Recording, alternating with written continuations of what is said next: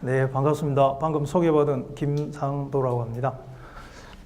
우리 뒤에 변호사님하고 앞에 우리 경찰서에서 나오신 분들께서 기본적으로 영업 비밀에 대해서 말씀을 드릴 거고, 저는 원래 기업에서 한 20년 있으면서 전략기획실 쪽 있으면서 어떻게 하면은 정말 이 기술 유출하는 걸 막을 수 있을까 많이 고민을 하고 해서 그 사례를 중심으로 한번 말씀을 드리겠습니다.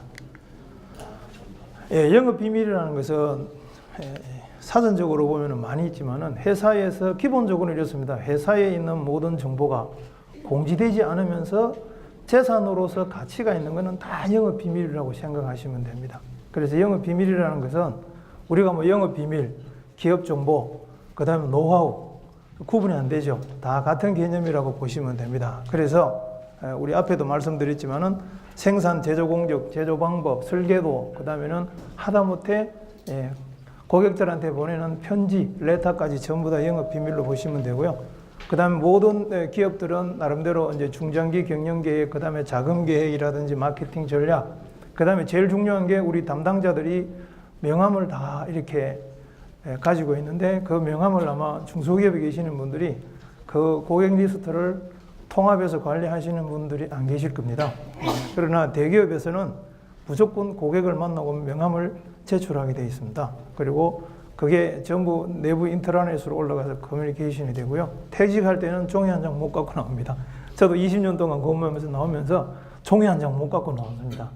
그리고 밖에 나오니까 물론 조직에 있던 여러 가지 정보가 저한테 굉장히 필요했습니다만은, 그게 저는 원래 그쪽 일을 했기 때문에 그게 어떤 문제가 된다는 걸 잘 알기 때문에 불편해도 다시 또 제가 만들어서 사용하고 이렇게 했습니다. 특허하고 영업 비밀하고, 그다음에는 제가 오늘 이 말씀을 드리는 이유는 영업 비밀로 하는 게 좋으냐, 특허로 하는 게 좋으냐 하는 게 중소기업에서는 굉장히 판단하시기가 힘이 듭니다. 그러나 대기업에서는 지적재산 그룹에서 그런 걸 명확히 해서 영업 비밀로 할 거는 철저하게 영업 비밀로 하면서 그걸 이제 우리 대기업에서는 노하우를 합니다. 그 노하우에 대한 보상도 해주고 있습니다. 그러니 이 노하우를 보상하는 방법이 여러 복잡하고 굉장히 까다롭습니다. 비교를 해보시면은 뭐 이렇게 읽어보시면 되고요. 제가 전자파를 많이 타긴 타는 모양입니다. 장풍으로 날린 것 같아요. 영업 비밀을 잘 지키는 회사의 대표적인 케이스입니다. 코카콜라. 그 다음에 우리 WD-40 아시죠? 웬간 녹슨데 다 들어가면 한 번만 뿌려주면 아주 부드럽게 되는 얘기도 맞죠. 미안합니다. 죄송합니다. 제가 이게 너무 센가 봅니다. 그 다음에는 KFC에 딱 만드는 데 들어가는 레시피. 그 다음에는 빅맥이죠. 맥도날드의 빅맥에 관련한 스페셜 소스에 대한 이런 부분들은 이 사람들이 어떻게 해요? 의도적으로 특허를 내지 않습니다. 왜 특허를 안 내겠습니까? 특허는 출원 후 20년 되면은 공지가 됩니다. 공지가 되면 어떻게 해요? 누구나 다 쓸 수 있는 게 됩니다. 그죠? 그래서 공지를 안 합니다. 그 대표적인 케이스를 제가 말씀을 드려보겠습니다. 이 파이자 아시죠? 우리 뭐 여성분들 들으시면은 불쾌할지 모르겠지만 이 비아그라라는 겁니다. 속칭. 비아그라인데 원래는 혈행 개선제인데 이 이상한 효과를 나와서 이제 히트를 치게 됐는데, 여기서 이런 구조를 가지고 있는 특허 출원을 했습니다 하고 2012년 5월 달에 특허가 종료가 되었습니다. 그 이후에 우리나라 한미약품, 물론 그전에도 이걸 가지고 많은 유사한 그런 제품을 만들어냈습니다만은 2012년 5월 특허가 종료되고 나니까 온 제약회사에서 이 특허 내용을 보시면은 아주 상세하게 이쪽에 지식이 있는 사람이 만들 수 있을 정도로의 배합 비율까지 아주 상세하게 나와 있습니다. 그래서 복제 제품이 창구를 하죠. 그래서 이 파이자의 매출이 순식간에 10분의 1로 줄어들었습니다. 딱 얼마 만에? 20년 만에. 근데 코카콜라의 본인들이 갖고 있는 이 영업 비밀 이름이 머천다이즈 7X입니다. 이 7X는 1887년에 만들어져서 특허 출원 안 했습니다. 왜? 이 배합 비율 가지고 콜라 내는데 콜라 그걸 아무런 역분석해도 못 찾아내요. 치매라는 걸 못 찾아내죠. 파이자 것도 마찬가지입니다. 그래서 코카콜라는 영업 비밀입니다. 비밀 성분하고 제조 방법을 가지고 영업 비밀로 관리를 합니다. 그런데 얼마 동안 관리가 됐느냐? 127년 동안. 아직도 못 깨고 있습니다. 그래서 굉장히 많은 펩시콜라 우리나라에 8.15 이렇게 나왔지만은 비슷하게 가지만은 얘들이 갖고 있는 맛이나 향은 내지를 못합니다. 그리고 현재까지 동일한 맛의 복제품이 없습니다. 만약에 한국 파이자처럼 특허를 했으면 어떻게 될까요?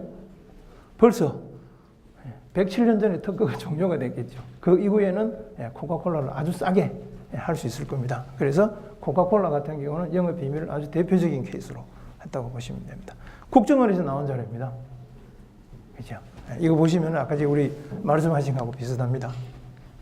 여기도 제도주 장치, 인적관리, 법적 구제 여러 가지가 있습니다. 있는데 기업에서는 중요한 거는 뭐냐면은 영업 비밀을 가지고 못 나가게 하는 것보다 영업 비밀을 가지고 딴 생각을 안 하게 만드는 게 그게 원래 영업 비밀을 보호하는 데 가장 최상의 전략이라고 생각합니다. 그래서 기업에서는 신입사원 때, 그 다음에는 대리로 주임으로 승진할 때, 대리 승진할 때, 과장 승진할 때, 차장 승진할 때, 부장 승진할 때 굉장히 강한 교육을 통해서 영업 비밀에 관련해서 합니다.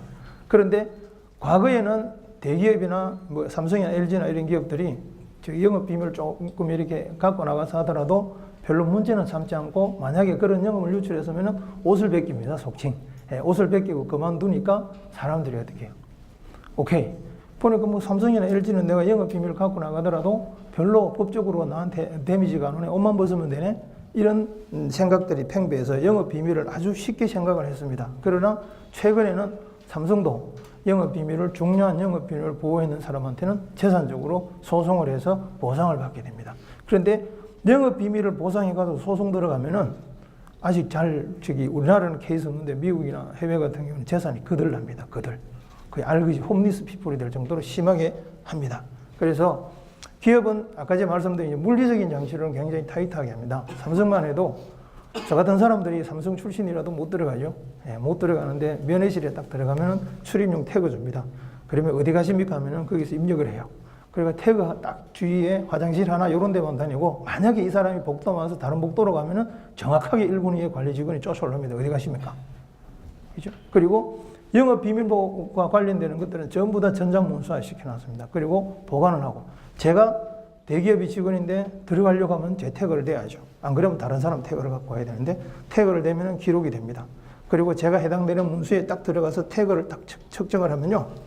제가 그 문서에 접근할 수 있는 권한이 있는 사람이면 기록이 남고 권한이 없는 사람이 하면은 바로 또 관리팀으로 갑니다. 그럼 또 경비 아저씨가 올라옵니다. 시큐리티 직원이 뭐 하십니까? 바로 현장에서 체포가 되죠. 그 다음에 중요한 것은 매일 최소 일주일에 2번씩 그 부서장들이 아침 조회 시간에 영업비밀, 회사비밀 이런 관련해서 지속적으로 교육을 합니다. 그게 대기업이고 그럼 중소기업은 어떻게 할까요? 아까 제가 말씀하신 것처럼 87% 이상이 전부 다 내부 직원들이 정보를 유출합니다. 왜? 중소기업은 그만큼 많은 분들이 이직이 심하지 않습니까? 하면서 갖고 나가는 케이스가 많습니다. 제가 지금 대전에서 해드리는 것도 한 5번 정도는 해드렸거든요. 회사의 연구소장이 나가면서 노트북을 갖고 나갔는데 자기 노트북이에요. 통째로 갖고 나가서 본인이 그걸 가지고 사업을 해서 제품을 만들어내니까 기존에 있는 기업보다 3분의 1로 시장에 던질 수 있죠. 그래가지고 영업비밀로 해서 대전지방검찰청에 고발하고 해서 자료 다 받고 그 다음에는 실형만 면하게 해드린 게 케이스가 있고 그 양반은 그래도 증거가 있어서 말씀하신 것처럼 증거가 있어서 잡았습니다만은 그 다른 분은 못 잡았습니다. 어떤 회사의 공장장인데 생산하는 이 레시피를 알고 있었는데 이 양반이 대표회사하고 틀어져서 통째로 들고 나갔는데 대표회사가 아무런 관리를 안 한 거예요. 그래서 그분이 나가서 똑같이 4분의 1로 제품을 드러내는데 못해가지고 결국 모기업이 망했습니다. 그런 케이스도 있습니다. 그런데 또 한 기업은 마침 그 핵심 인력 2사람이 이제 대기업에 대전에 있는 기업입니다. 2분이 이제 그 대기업에 스카우트 제의를 받고 갔는데 중요한 것은 잘 들어보십시오. 이 사람들은 안 가고 싶어 하게 돼요. 왜냐하면 이 대표회사하고 창업할 때부터 같이 잔뼈가 붙고 해서 내 회사에 대한 애사심이 많은데 그런 제안이 대기업에서 돌았을 때 이 2분 다 결혼했는데 자기 부인한테 얘기를 해야 될까요? 안 해야 될까요?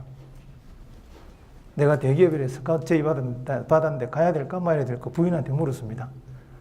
그럼 청장님께서는 그럼 어떻게 해요? 부인은 어떻게 할까요?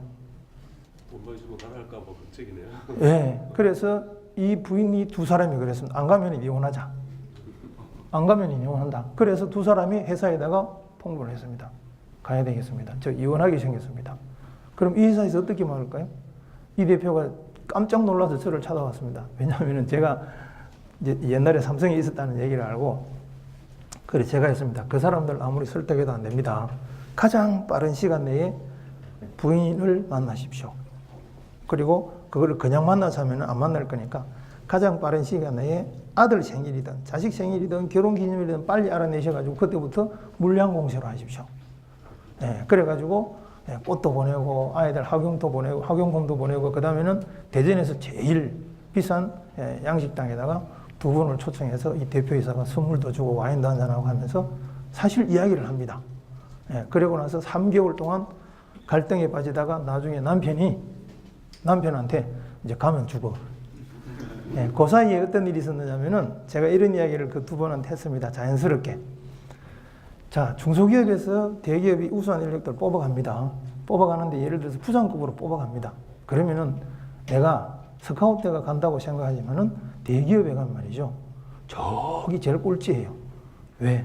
대기업에서 입사해서 부장된 사람은 각 부서에 자기 동기들이 다 있잖아요. 그럼 할 일을 전화 한마디만 하면 돼요. 그런데 이 친구는 업무 연락을 보내도 일이 잘 안 돼. 그러니까 처질 수밖에 없어요. 그러니까 기술자가 가면은 삼성에 스카우트가 가죠. 4년입니다. 제일 오래 버티는 사람이 4년. 제가 있어 봤으니까 압니다. 어떤 양반은 2년. 왜냐하면 그 사람 기술 다 빼고 나면은 그 사람은 기술 보고 데려갔거든요. 그 사람이 관리 능력이 있습니까? 다른 부서하고 업무 협력할 수 있는 힘이 있습니까? 없습니다. 그래서 2년 또는 4년 돼가지고 기술만 다 빼이면은 계속 팽당하다가 결국은 원래대로 돌아옵니다. 그래서 그 두 사람한테 이야기한 게 아니고 제가 본 경험을 이야기했는데, 이분들이 또 와이프한테 가서 내가 4년 있다가 팽당하면 어떻게 다시 일로 올까? 예, 그래서 이분들이 마음을 죽고 다시 이 회사에 지금 잘 근무하고 계시고 매출 64억 하는 회사가 지금 한 270억 정도 합니다. 대전에 있는 기업입니다. 그래서 제가 볼 때는 제일 중요한 거는 사람입니다. 시스템이 기술을 빼가는 건 아니거든요. 물론 외부에서 해커가 빼가지만 내부에 있는 핵심 인력, 핵심 기술자를 내가 어떻게 잘 내 사람으로 만들 거냐. 저 사람이 어떻게 하면 내 회사 기술은 내가 지킨다. 이렇게 만들 수 있는 거는 뭐겠습니까? 저는 인간관계라고 생각합니다. 그래서 대표이사께서 주말에도 한 번씩 등산 불러가지고 등산도 같이 하시고, 그죠? 나만 골프 칠 게 아니고 그렇게 해서 직원들하고 한 몸이다 이렇게 생각하고 하시는 게 좋고요. 저는 개인적으로 이렇게 생각합니다. 저도 제 방이 없지만 저도 대표이사지만 대표이사 되시는 분들은 일단 방은 없애십시오. 방은 없애고 대신에 저걸 하나 만드십시오. 조금 전에 말씀하셨던 것처럼 우리 회사 영업 비밀 창고 하셔가지고 누구나 볼 수 있게 만드십시오. 그래 만드셔가지고 거기다가 자료를 놓고 잠국하면은 보는 사람들이 그게 나쁜 마음이 있어서 빼가고 싶어 하지만은 워낙 공개를 시켜고 우리가 같이 보관을 하니까 그런 부분들은 상당히 보호가 될 거라고 생각을 합니다. 그리고 말씀하신 것처럼 그 징후가 보입니다. 평소에 일을 잘하던 사람이 징후가 보이는 게 아까 말씀하신 괜히 저녁에 늦게까지 남아가지고 뭐 새벽에 집에 간다. 아침에 4시 반 되니까 회사에서 열심히 일하고 있더라. 주말에도 일하고 있더라. 일요일도 일하고 있더라. 그죠? 그런 분들은 가급적이면은 그렇게 일하면은 대표이사님이 안 되시면은 관리 담당 임원이든지 아니면 그 외 팀장님을 같이 근무하게 해주십시오. 그런 분들은 물론 안 그런 분도 있지만은 제가 경험해본 바로 대기업 같은 경우는 주말에 근무하려고 하면은 위에 있는 부서장한테 어떤 내용으로 일을 하는지 결정을 안 하면 못하게 합니다. 혼자서는 절대로 일을 못하게 합니다. 특히 외부에서 경력으로 오신 분, 그 다음에는 신입사원 돼가지고 돌아서 한 3년쯤 지난 사람들. 왜? 333의 법칙이라거든요. 입사해서 한 3년쯤 되면 이제 일이 실정이 나요. 3년쯤 되면 주임 달아있는데 떨어졌잖아요. 본인은 굉장한 기술자라고 생각하는데, 그래서 3년. 그 다음에 대리 다는데 또 3년. 그 다음에 과장 다는데 한 5년. 그 법칙이 있습니다. 그래서 그때에 떨어지고 성격이 떨어진 사람들은 대기업에서 좀 예의주시하죠. 왜냐하면 다 시켜주고 싶은데 그분들도 밖에 나오면 또 나름대로 굉장한 기술력을 가지고 있지만 서로 상대적으로 경쟁하기 때문에 그런 데 대한 불만도 있고 있습니다. 그리고 또 하나 말씀드리면 해외에 나갈 때는 노트북을 갖고 나갈 수 있습니다. 갖고 나갈 수 있는데 거기는 반드시 프로그램을 깝니다. 프로그램을 까는데 USB도 마찬가지고요. 승인되지 않은 USB는 절대로 사용할 수가 없고요. 노트북을 잊어버리지 않았습니까? 그러면 내가 출장 가서 하여튼 뭐 실수든 어떻게 노트북을 잃어버렸다. 노트북을 잃어버렸다고 바로 회사에다 연락하면은 회사에서 조치를 합니다. 나중에 컴퓨터를 켜면은 안에 있는 데이터가 다 망가집니다. 그렇게 해놨습니다. 그래서 저희들 같은 경우도 엔지니어들이 해외 나갈 때 굉장히 조심스럽게 그렇게 하고 있고요. 또 하나는 뭐냐면은 그 조짐이 보이면은 바로 너 이상한 짓 하지 마 하면은 바로 그 사람이 몸을 사리잖아요. 그래서 회사에다가 내부적으로 이렇게 하면 인트라넷 같은 경우는 개인적인 사적인 메일을 못 보내게 되어 있습니다. 사적인 메일을 보낼 경우에는 반드시 관리부서에 자동으로 포워딩 되게 되어 있습니다. 예를 들어서 어떤 양반이 보니까 다른 회사 직원인데 계속 네이버로 데이터를 보내더라. 아니면 뭐 다른 개인 메일로 보내더라. 이러면 좀 수상한 거예요. 예, 그런 경우에는 왜냐하면 회사에서 규정상 회사 내부 인트라넷은 외부에 못 쓰게 되어 있습니다. 그래서 그 외부로 나갈 수도 있거든요. 그럼 체킹이 됩니다. 그리고 회사 안에서 업무 시간에 개인적인 메일을 쓰시는 분들도 다 체킹이 됩니다. 예, 체킹이 되는데 안에 있는 내용을 보면은 개인 사생활 침해가 되기 때문에 반드시 이거는 수상하다 하면은 불러서 보는 데서 열어보라 합니다. 열어보라 해서 내용이 개인 사적인 것 같으면 오케이고 그냥 주의만 주고 말고 만약에 그 업무 내용 중에서 회사 기밀이 있으면 그게 설사 이 사람이 영업 비밀을 유출할 의도가 있었던 없었던 간에 해당되는 벌을 받습니다. 그거는 성격에 반영을 시킨다든지 그런 식으로 해서 대기업들은 하고요. 중소기업들은 제가 드리고 싶은 말씀은 사람 관리를 잘 하십시오. 그게 가장 큰 영업 비밀을 지키는 방법입니다. 네. 시간이 다 된 것 같은데요. 혹시 질문 있으십니까? 질문은 나중에 Q&A 때 해주십시오. 감사합니다.